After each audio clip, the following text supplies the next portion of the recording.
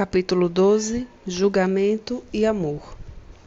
Transcorridas algumas semanas, Ernesto e Evelina achavam-se menos bisonhos no ambiente. Com contas afeições que prosseguiam entesourando, sentiam-se cada vez mais vinculados um ao outro. Sensivelmente melhorados, demoravam-se ainda no hospital, mas, domiciliados em pavilhões de convalescentes, cada qual no departamento próprio, em vez que as referidas construções abrigavam homens e mulheres em vastas agremiações de lares e apartamentos para o uso individual. Desfrutavam a devida permissão para se movimentarem na cidade, como quisessem, apenas com a observação de que somente lhes seria lícito visitar os arredores, aonde se acomodavam milhares de espíritos infelizes com assistência adequada.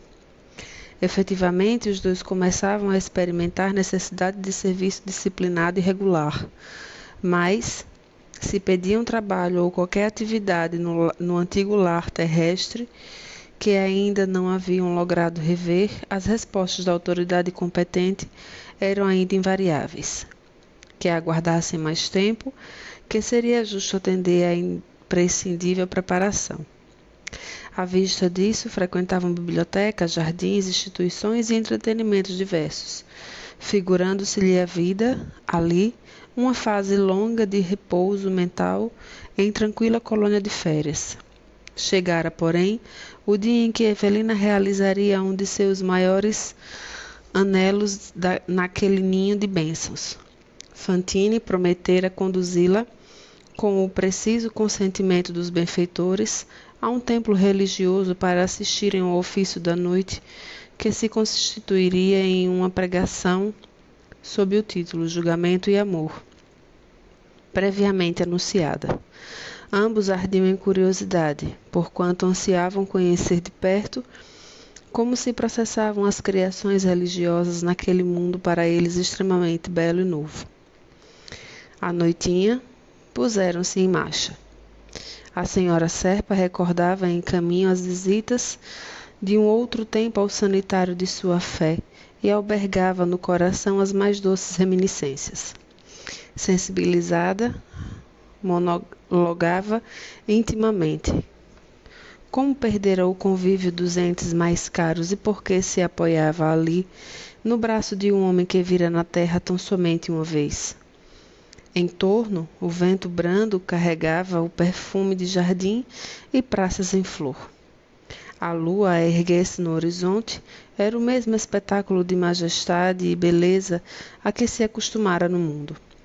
De quando em quando, permutava com Fantine uma ou outra frase, observando que outros ranchos simpáticos caminhavam na mesma direção. Transcorridos alguns minutos de alegre peregrinar, ei-los diante do templo que primava pela simplicidade, figurando-se enorme pombal edificado com franjas e neve translúcida, defendido aqui e ali por densas faixas de arvoredo. No interior, tudo espontaneidade e harmonia. A fila extensa de bancos deixava ver o púlpito à frente, que assumia a feição de enorme lilácea esculpida em mármore alvíssimo. Na parede muito branca, diante da assistência sob as legendas Templo da Nova Revelação, casa consagrada ao culto de Nosso Senhor Jesus Cristo, ao invés de qualquer símbolos ou esculturas, jazia apenas uma tela recordando o semblante presumível do Divino Mestre, cujos olhos na excelsa pintura pareciam falar de vida e onipresença. Sentada com Fantine lado a lado, a senhora Serpa fitou os rostos serenos uns e ansiosos outros, os que o cercavam em profundo silêncio, e mergulhou o coração em prece muda. Em dado instante, qual se materializasse inesperadamente na tribuna, ou até ali fosse ter, através de porta oculta, à observação do auditório, um homem envergando túnica lirial surgiu e saudou a assembleia reverente. Logo após, dirigiu-se para o alto e, em oração comovedora, rogou as bênçãos de Jesus para os ouvintes expectantes. De seguida, aproximou-se de grande exemplar do Novo Testamento, aberto sobre o delicado porta-livros, e leu os versículos números 1 a 4 do capítulo 7 do Evangelho do apóstolo Mateus. Não julgueis para não serdes julgados, pois, com o critério com que julgardes, sereis julgados, e com a medida com que tiverdes medido, vos medirão também. Porque vês tu o argueiro no olho do teu irmão, sem notares, porém, a trave que está no teu próprio? Ou como dirás a teu irmão: deixa-me tirar o argueiro do teu olho, quando tens a trave no teu? Terminada a leitura, deteve-se o ministro a dilatada concentração, qual se buscasse inspiração nas profundezas da própria alma.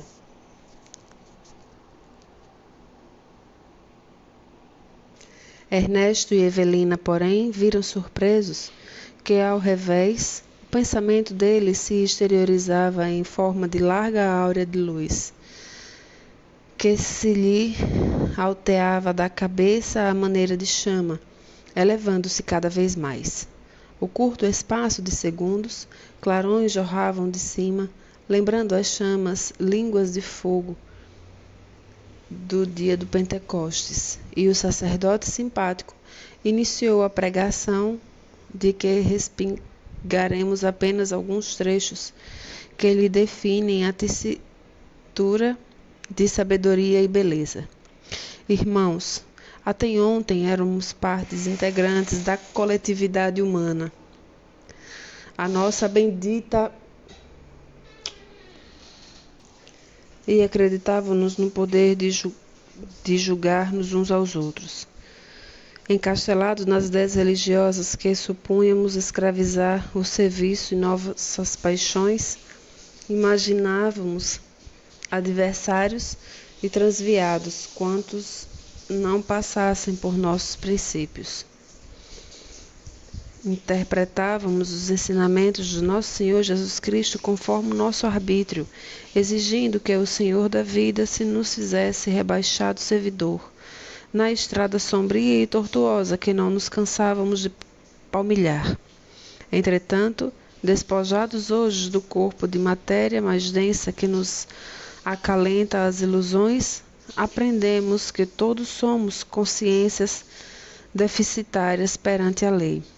E compreendemos agora, para a felicidade nossa, que apenas o Senhor dispõe de recursos para aliviar-nos consideradamente, porque, em verdade, ser-nos-á possível tão somente examinar a nós próprios, o que tenhamos sido no imo do sentimento, enquanto na existência do corpo terrestre somos aqui. Nesse pouso de luz que o Senhor nos faculta por moradia temporária, percebemos, sem qualquer constrangimento de ordem exterior, que todos os petrechos mantenedores das aparências que nos disfarçam no mundo para o desempenho do papel que nos cabia na ribalta humana, nos foram retirados a fim de que sejamos aqui na esfera da realidade espiritual que nos propusemos ser, com tudo o que tenhamos ajuntado em nós, de bem ou de mal, durante o estágio na escola física. Muitos de nós outros carregais ainda hábitos e enganos da experiência carnal que gradativamente perdereis, não por encontrarem neste meio qualquer significação. Vossos palácios ou casebres, títulos convencionais ou qualificações pejorativas, privilégios ou cativeiros, honras familiares ou desconsiderações públicas, vantagens ou prejuízos de superfície, todos os condicionamentos mentais que vos centralizam na ideia de direitos supostos ou imaginárias reclamações, com o abandono dos deveres naturais de aperfeiçoamento espiritual para a vida eterna, desaparecem no dia em que os homens, por força da desencarnação, vos impuseram ao nome um atestado de óbito no planeta, senhoreando-se os patrimônios e analisando-vos os atos, para ao depois, muitos deles, varrer-vos do pensamento com a falsa convicção de que vos podem desenterrar da memória para sempre. Quantos de vós viestes a escutar aqui as vozes da verdade, para as quais tantas vezes selastes os ouvidos do corpo terreno? A divina providência não pergunta o que foste, porque não conhece a cada um de nós qualquer tempo. Entretanto, é justo, investigue sobre o que fizeste dos tesouros do tempo, concedido a nós todos em parcelas iguais. Sábios, em que aplicaste os dotes do conhecimento superior. Ignorantes, onde coloqueis o talento das horas. Ricos, em que trabalhos dignificaste o dinheiro. Irmãos destruídos de reserva duradoura, mas tantas vezes detentora de bênçãos maiores, que realizaste com as oportunidades de paciência e serviço, compreensão e humildade na esfera da obediência. Jovens, que operaste com a força. Companheiros escarnecidos na marcha do cotidiano, em que boas obras converteste o clarão do vosso entendimento. Não vos iludais. Qual ocorreu a nós outros, os que habitamos atualmente o plano espiritual desde longas décadas, trouxestes para cá o que efetuastes a vós mesmos. Aprendestes o que estudastes, mostrai o que fizestes, entesourais o que distribuístes. Em suma, atravessada a grande fronteira, somos simplesmente o que somos. Reconhecereis assim, no curso do dia a dia, neste domicílio das realidades excelsas, que todos os disfarces que nos encobriam a individualidade real no mundo se extinguem naturalmente, expondo-nos à vista a esfera íntima. Fora das constrições carnais, cada espírito se revela por si. Mecanicamente, na residência ancestral da alma, estampamos nas atitudes e palavras os sentimentos e pensamentos que nos são peculiares, sem que nos seja mais possível qualquer resumo à simulação. Patenteando de todo o que somos e o que temos, nos recessos do ser, terá chegado para cada um de nós a hora do julgamento, porquanto a divina misericórdia do Senhor nos oferece ainda aqui, como em tantas outras instâncias da espiritualidade, esta cidade-lar, como sendo antecâmara de estudo e serviço, possibilitando-nos valiosos aprestos para a ascensão da vida maior, em cuja providência nos aplicaremos à conquista de dons inefáveis, na continuação de luta benéfica pelo aperfeiçoamento próprio. Quantos, porém, desprezarem as sublimes oportunidades do tempo, no clima de recomposição a que nos acolheremos agora, de certo que por eles mesmos recuarão para os distritos vizinhos, onde se afinam os agentes da perturbação e das trevas, doentes voluntários, serviciando-se em lamentável regime de reciprocidade, até que, fadigados de rebeldia, roguem a piedade das leis eternas, a preciosa dádiva das reencarnações de sofrimento regenerativo para o retorno a estes sítios, Deus sabe quando.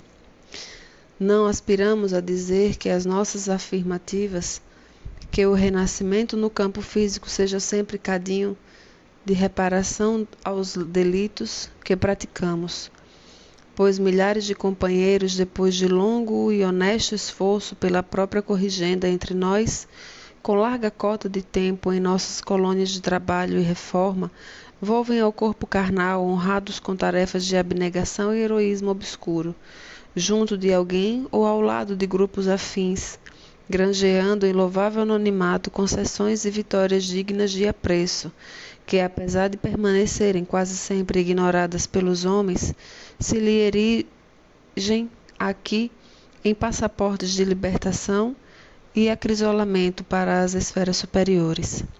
Ante a pausa que surgiu espontânea dos lábios do orador, que se aureolava de intensa luz, Evelina e Ernesto se entreolharam e em seguida, através de ligeira mirada sobre os circunstantes, notaram que dezenas de rostos se banhavam de lágrimas.